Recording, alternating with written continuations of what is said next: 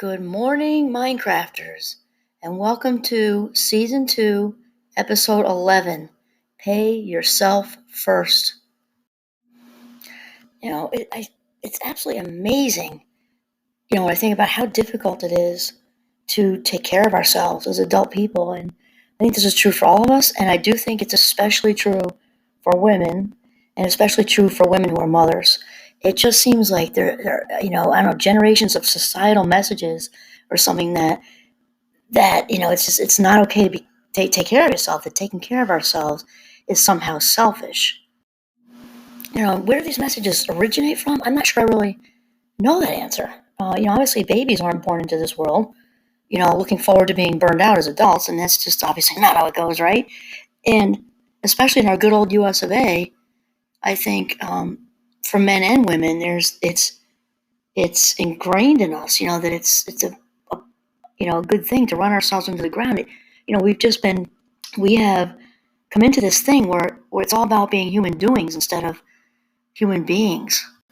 And I kind of first got the idea to have this chat, and I actually just wrote a thing for Psychology Today on it. I was somehow it came into my head way back in the day watching Oprah. Remember, she is one of my closest friends. She's just not aware. And with Susan Orman, I think that was her name, her Oprah's financial person who used to, talk about pay yourself first.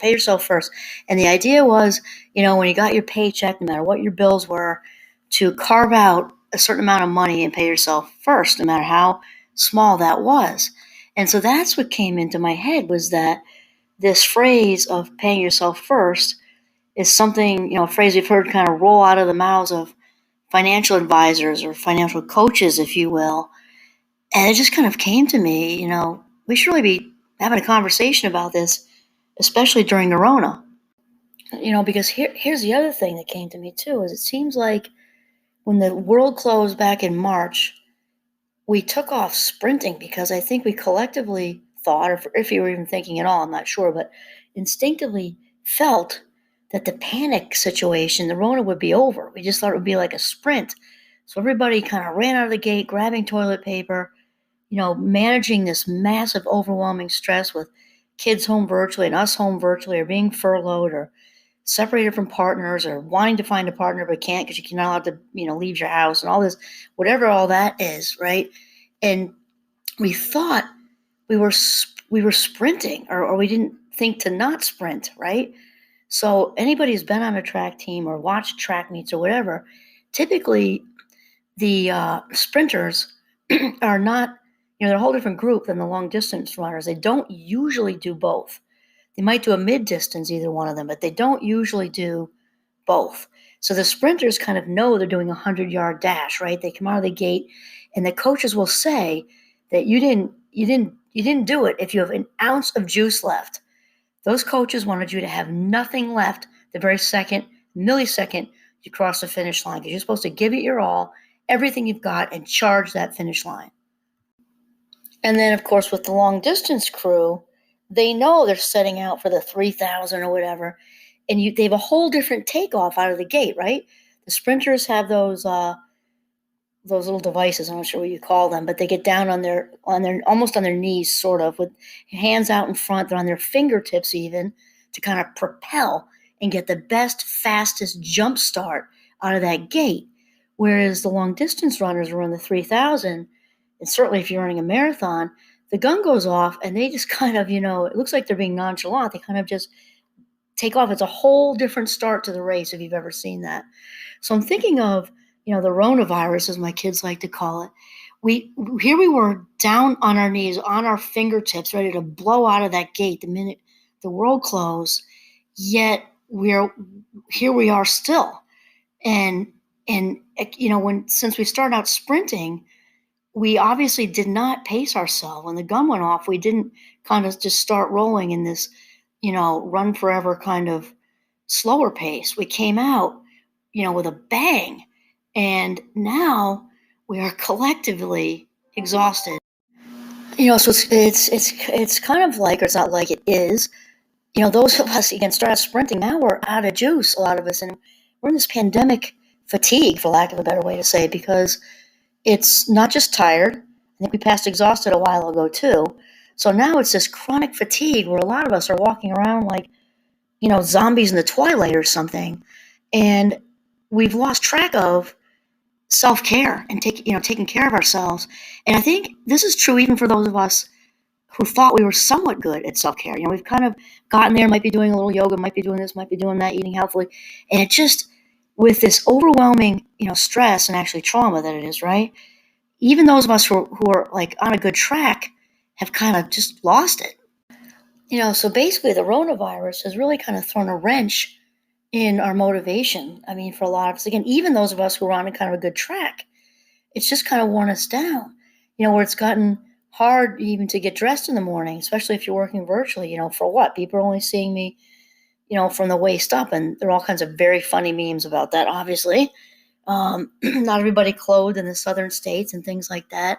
And the Rona also, when the world closed, also there were some benefits. We had playing more Monopoly with family members and things like that. And I'm thinking of cooking.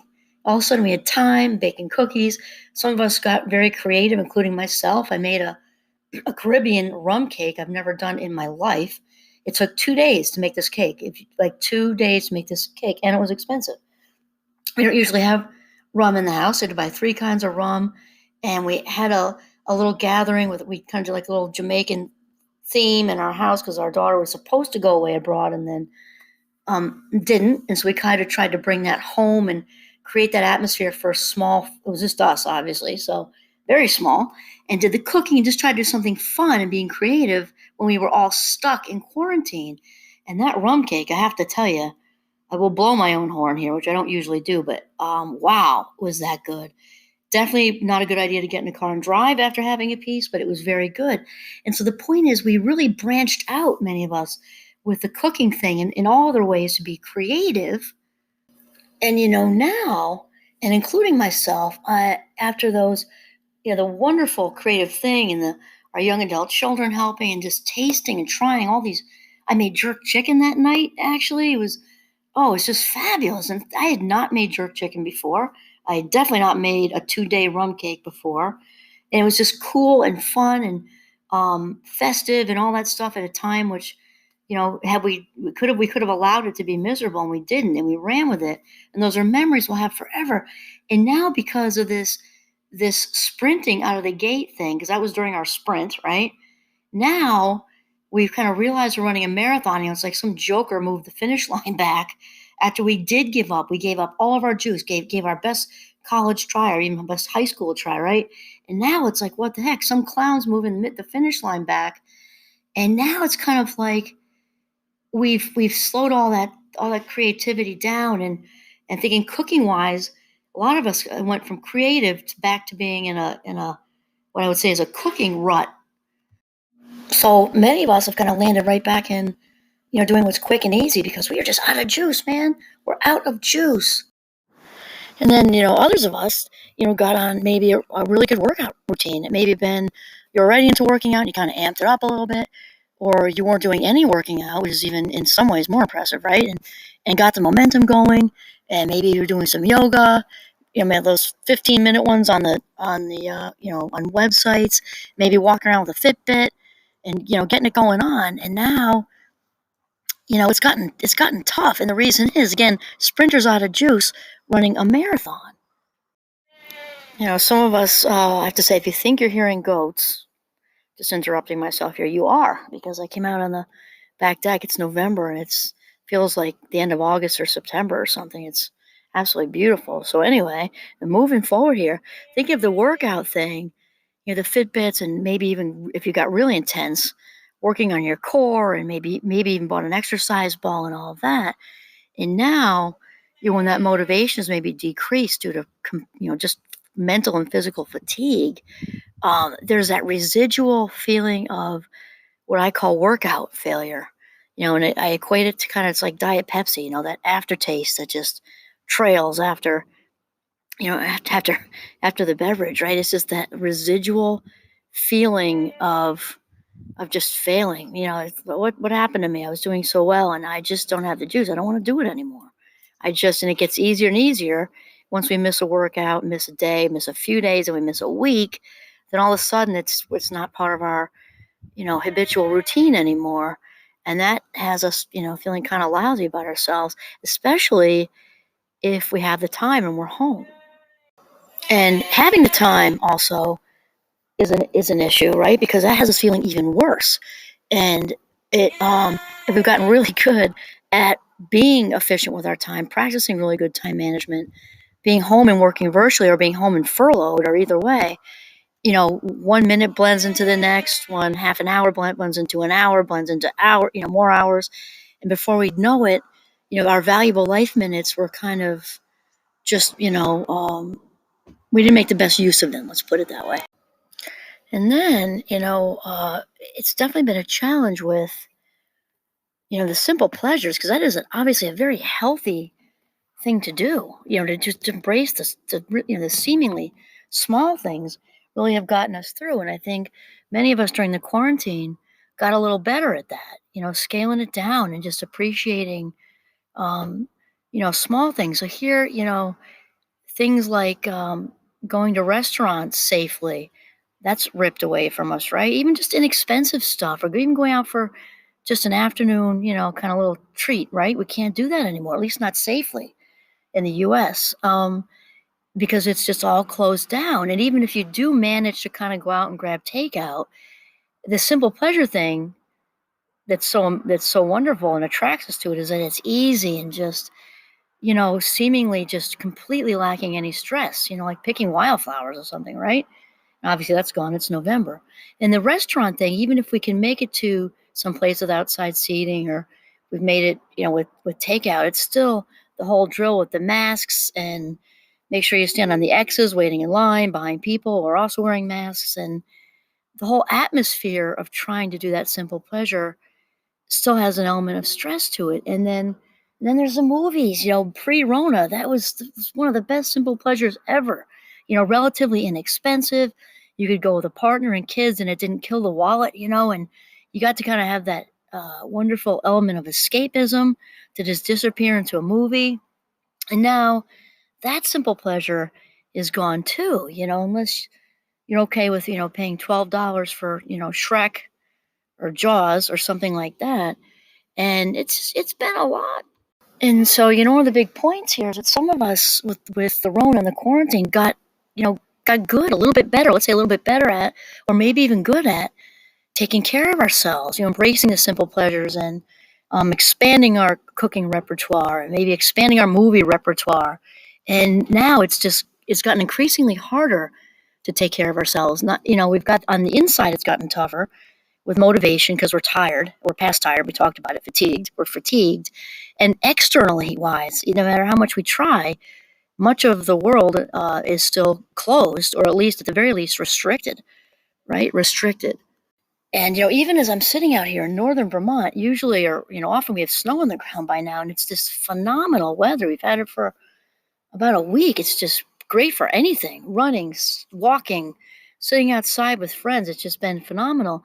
And one thing that's been a simple pleasure for me is being able to walk in the woods with our golden retriever Giovanni. And I grossly underestimated how difficult it would be to now even lose that. We talked about no more movies, no restaurants, no this, no that, no this, no that.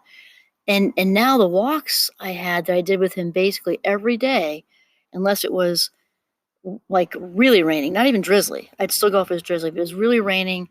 No. And so almost every day. And now, at least in Vermont, it's a whole entire month of hunting season, rifle season. So you got to be nuts to go in the woods in Vermont right now. No matter how colorful your clothes are, you have bells on all your hands and toes. Never mind a dog who's the color of a deer. Just not a great plan. So, and we've had this gorgeous weather, and I haven't been able to leave the house for a couple of weeks, and it's just, just challenging. And I'm super optimistic, half full, as close to always as I can. And it's just like, really, the walks with Giovanni, really, and that's not over till December 1st. Okay, so now we gotta do the what to do. How do we jumpstart ourselves back into self-care? So I think most of us really know what it's like to, try to get back at it. For me, it's running. I also ski in the winter. That doesn't take as much because it's just so simple. Out the door and down the hills. We're fortunate enough to live in the mountains. With running, though, as much as I love it, if you're forced to miss a week or two, because maybe it's weather or you don't feel well, something like that, it can be tough to get it rolling again, right? And so how do we jumpstart ourselves after most of us had a very nice summer where we almost forgot it was the Rona, maybe a little bit, not totally, obviously, because we're still wearing masks and all of that. But the weather was nice, so we could, be outside and have barbecues, which seemed really kind of normal because that's what we'd be doing anyway. And then we kind of slid into this, moving the finish line back. We're still running, still at it. How do we now kind of jumpstart ourselves when we're in this place of fatigue? How do we light a fire under our respective derrieres, right, to get moving again and get out of this slump? And so I actually have a list of 10 things here, which is also in my Psych Today, Psychology Today article. The number one thing first is to have a conversation with ourselves, right? And many of us need to hear and tell ourselves, it needs to come from inside the nest, right? It's okay to take care of you. Self-care has gotten this negative connotation sometimes that it's selfish. And there's that whole idea of, put the oxygen mask on first, when you're in an airplane. It sounds cheesy and cliche, though it's true, because the whole point of that, when the flight attendants say it, is because we're no good to, anyone else in their particular context. As if you have a toddler, you obviously can't help a child if you're completely worn out, drained, fatigued, completely out of juice. We're no good to our kids. We're also no good to our teenagers, no good to our adult kids, no good to our partners, and most of all, no good to ourselves. And as I think I mentioned in a different podcast, there's that children's book out there called The Giving Tree. And it's my least favorite children's book ever, right? They may as well call it Codependency for Kids, because, it ends with the tree being a stump. And, no one wants to be, reduced down to a stump. Okay, so, basically that is it. Number one is giving ourselves permission to take care of ourselves. It is okay to take care of you.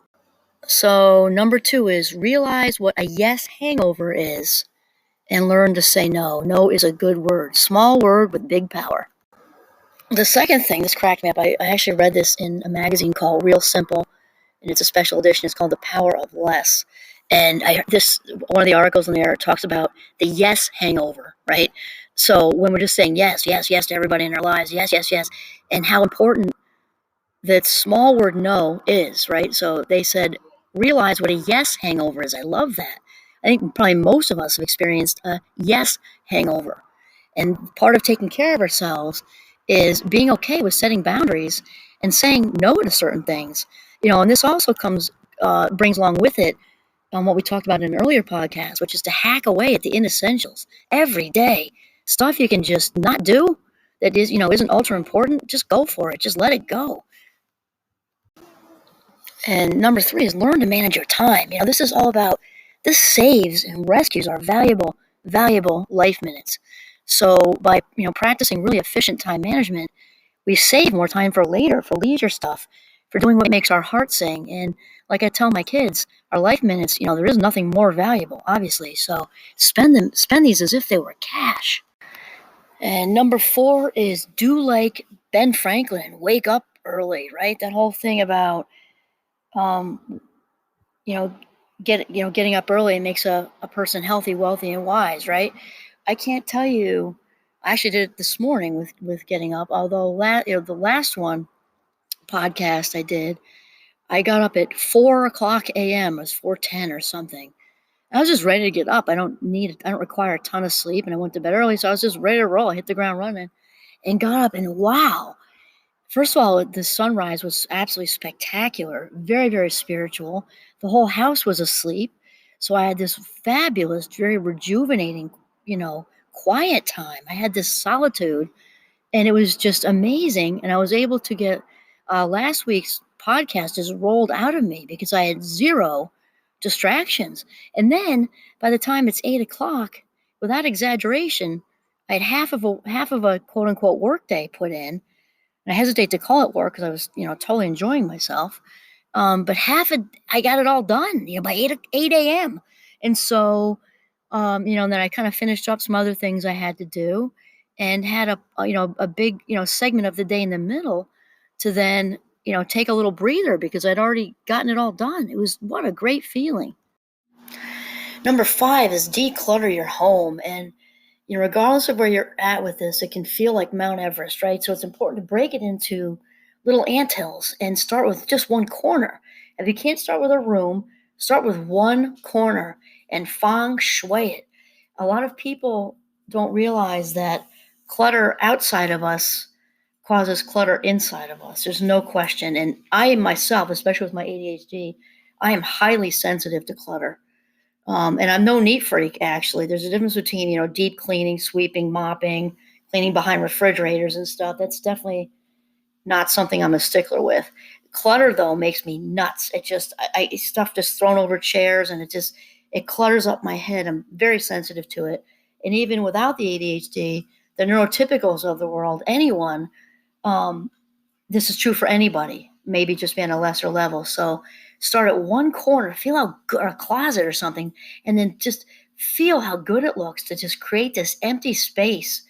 And if you really want to go extreme, kind of, work towards minimalism. And it just also opens a vacuum for creativity. It does. It just does.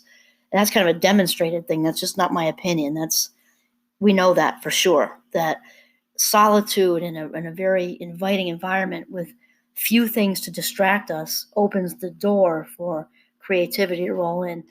And here I'm talking more about inner peace and a clear head. Just like a Nike commercial, just do it. Start clearing out your home or apartment today, one corner at a time. And number 6 is to carve out some time for solitude.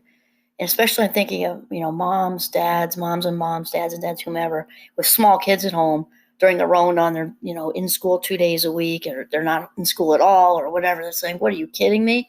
I can't even have a shower by myself. They're climbing in there too, just kind of little 2-year-olds and things. And if you had an abscessed tooth and you're so much pain, you'd figure it out, right? How to get to the dentist.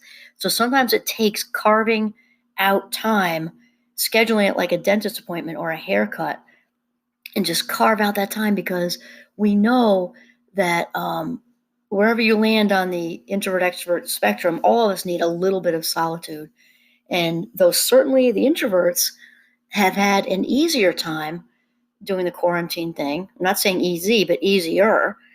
Even the card-carrying extroverts like myself even need some solitude, and it's just so incredibly rejuvenating. Good for creativity, good for self-esteem, which means it's good for everybody around you as well. Number 7 is get a plant. Even if you already have a plant, get another plant, just to liven it up. Get something new.